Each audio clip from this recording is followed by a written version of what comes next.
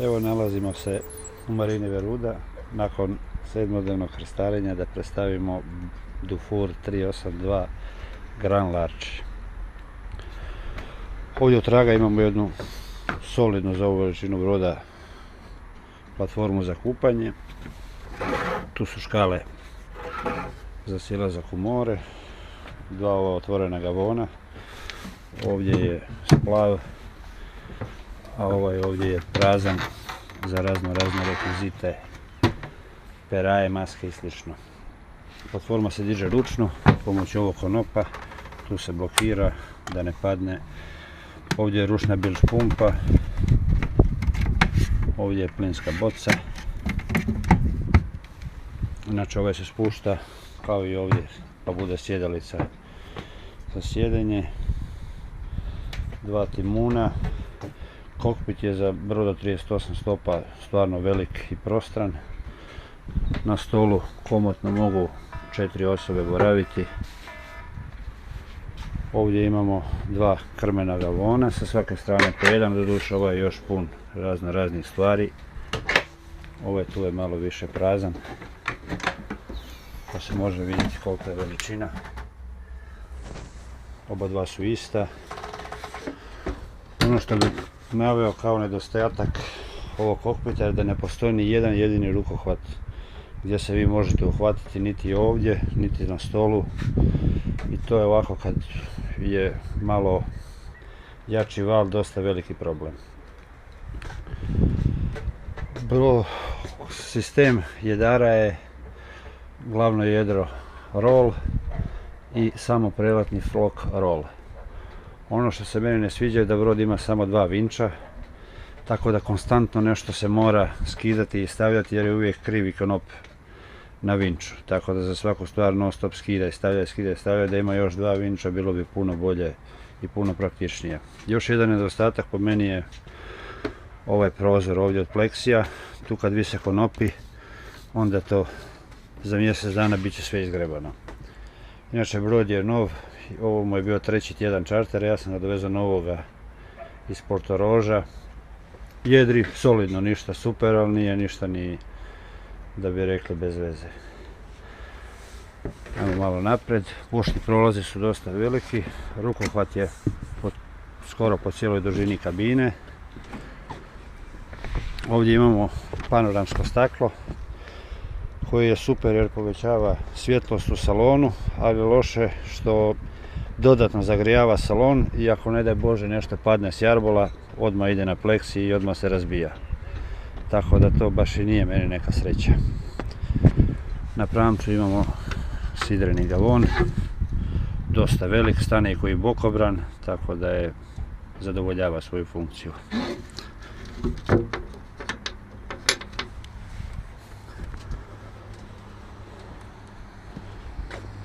Nemamo tu sad puno, ovo je sistem znači samo preletnog floka.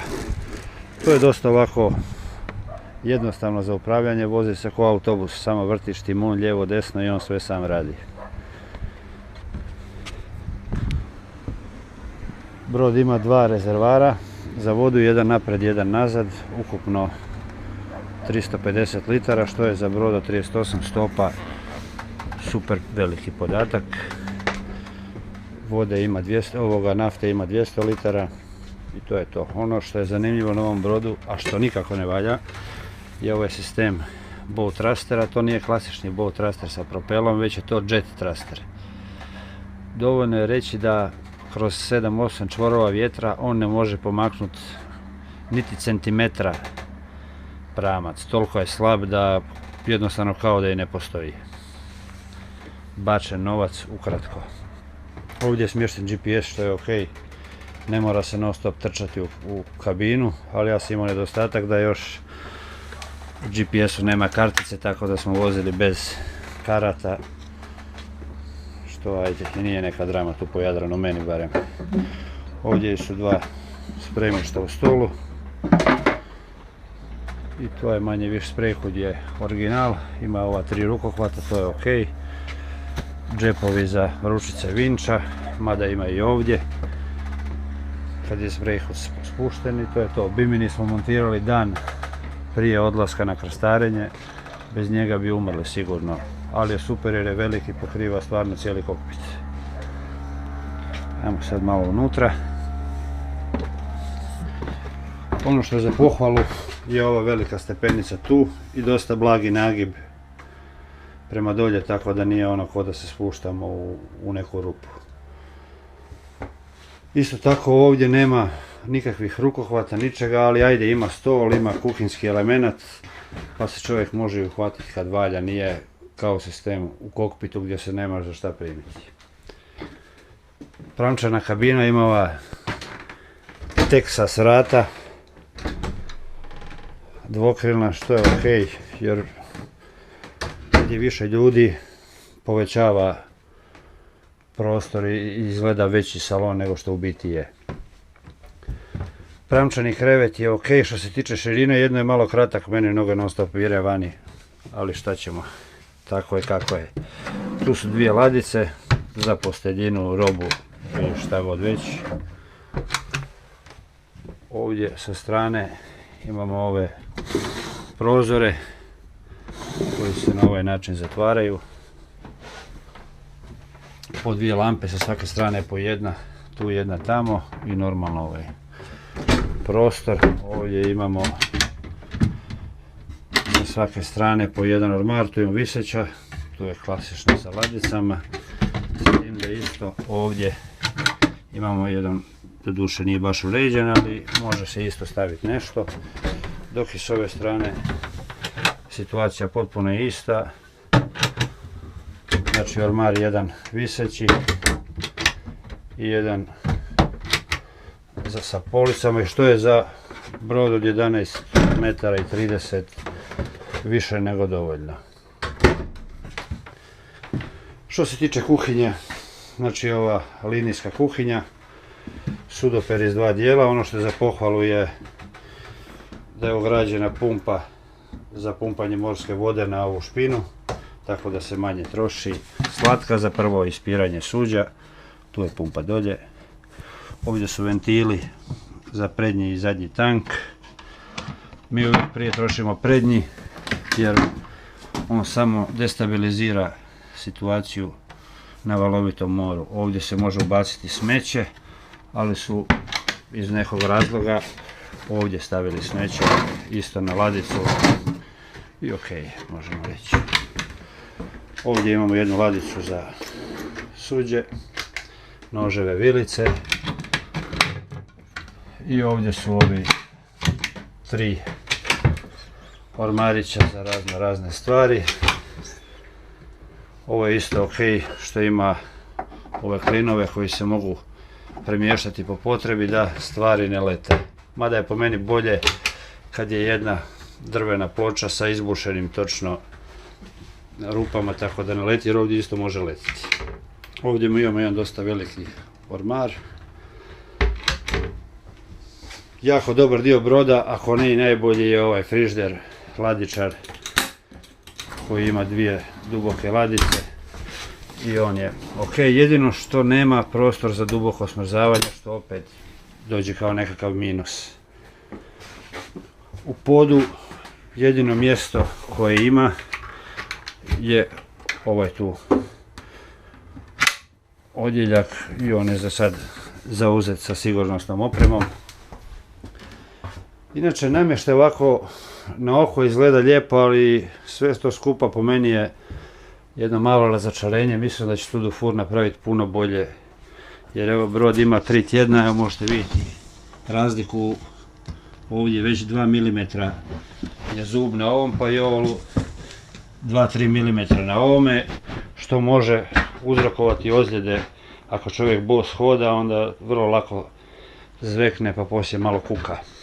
Isto tako ja sam sa svojom glavom jedno 5 puta lupio u ovo, malo je nisko, ali valjda se čovjek treba naviknuti.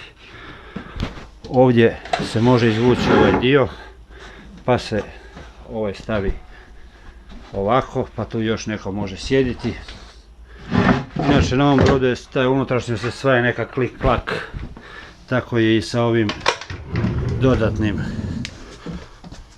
sjedalom koje ispod sebe ima pretinac, jedan za spremanje stvari, ali sve je to dosta onako klimavo napravljeno i nisam ja baš siguran koliko će to trajati. Isto tako i sa ovim ovdje, isto se može povući nazad i onda se tu fiksira i to onda bude još jedno kao sjedalo, ovdje se makne jer ovo je i navigacijski stol i on je sistem klik-klak. Znači ovdje imamo ovaj osigurač, on se povuče, stol ide dolje, do kraja ovdje se stavi još jedan jastuk i onda dobijemo, mada šta je znam.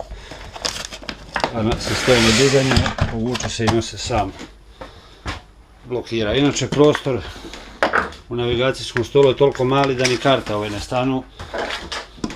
Mali je otvor, mali je stol, možemo ovako nekakvu sitnu opremu za navigaciju staviti i tu priča završava. Ono što je pohvalno je da brod u svakoj kabini, plus ovdje i ovdje kod kuhinje, ima 220 V kad je brod spojen na kopno. Ovdje je kontrolni panel sa prekidačima, klasično, ništa ekstra. Znači i voltaža, i voda, i nafta, sve je na ovome jednome.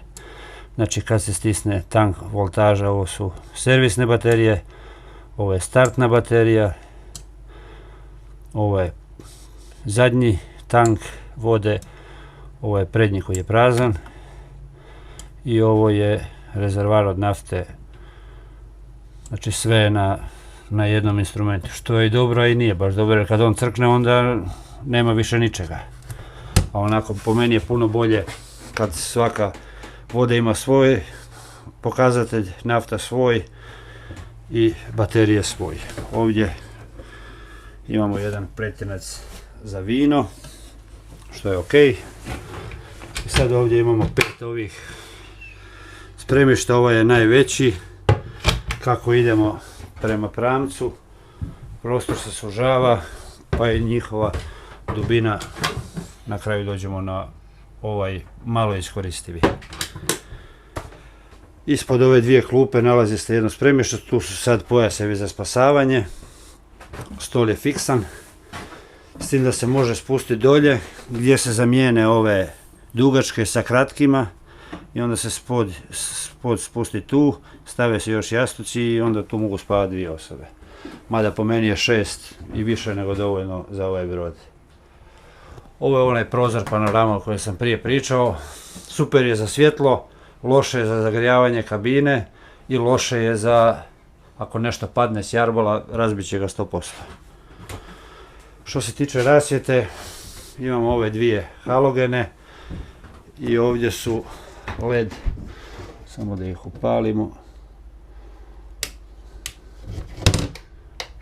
Znači, ajde, dosta ovako efektno, lijepo izgleda po noći jer je svjetlo indirektno, nije direktno da tuče u oči, plus sa svake strane ove dvije LED lampe. To je sasvim ok što se tiče toga. Brod ima 3 kabine, 2 WC-a. Jedan WC tu, jedan WC tu. WC nije neka sreća, ali dobar je. Lavandin je velik, ali opet klasično kad se nagneš tu, kad pereš zube, kad bilo što, to sve ide manje više vani, a ovdje imamo jedan iza ogledala pretinac, jedno svjetlo tu i jedno dodatno tu. WC-i su svi električni, znači na dugme. Ono što se meni ne sviđa kod ovoga na dugme, kod mene na Bavariji je prednji WC električni i imam 2 dugmeta. Jedno dugme usisava vodu, usisava sadržaj u školjci i sipa vodu kao što je to ovdje slučaj. Drugo dugme samo usisava i drugi položaj samo sipa vodu. Ovako kad neko, ajmo se fino izraziti pa reći mokri, pa kad ga namokri do vrha školjke, vi ne možete najprije isprazniti taj sadržaj mokraće, pa onda isprati školjku, nego automatski on je prazni i sipa novu vodu, tako da nikako isprazni tu školjku. I trebalo bi da ima sistem da najprije prazni, pa posebno dugme da ispire. Ovako kad on non stop ispire, sad je prazna školjka, pa nije problem, ali nikako isprazniti, ne, jer non stop sipa vodu, a nije prazan. Ovdje je crni tank 1, isto tako, znači identično je i s druge strane što se tiče kupanja. Još jedan nedostatak ovdje je što se vi ne možete umiti tu s dvije ruke, jer non stop s jednom rukom treba držati ovo stisnuto da bi voda išla. Znači ne može se otvoriti pa da voda ide non stop, nego konstantno treba držati ovdje da bi voda išla. Sad je ugašeno na panelu pa ne vidite, ali konstantno s jednom rukom treba držati stisnuto. Što je bez veze, umivaš se s jednom rukom ili odeš na sudoper u kuhinju pa se umiješ tamo. I u principu to bi bilo to. Brod kao brod koštao je 150.000 eura. To je u razini Bavarije 41 koja je po meni bitno bolji brod nego što je ovaj Dufour. Za iste novce. Ono što je bolje od Bavarije bez ikakvog razmišljanja je kvaliteta plastike. Trup je puno deblji, a isto tako i sama paluba i nadgrađe. Ovo je deblje, Bavarija nema ovako debelo plastiku nigdje kao što ima Dufour. I to je ta jedina prednost koju sam ja uspio naći u odnosu na Bavariju, a cijena je pa sigurno 20% skuplja bez nekog velikog pokrića. Ovdje je prostor za motor, tu je smješten D2 40 konja na 2500 okrtaja, on ide između 6,5 i 6,7, 8, zavisi od kurenta, zavisi od stanja mora. Ima dva ova otvora za ventilaciju koja nema ventilatore, nego su samo cijevi koje idu na krmenu platformu, pa zrak šta vuče, vuče. Bilo bi bolje kad su već stavili da su stavili ventilatore koji će non stop ubacivati jedan svježi, a drugi usisavati ovaj topli zrak iznutra. Brod ima jednu startnu i dvije servisne baterije. A još u principu reći, to bi bilo za ovo predstavljanje sasvim dosta.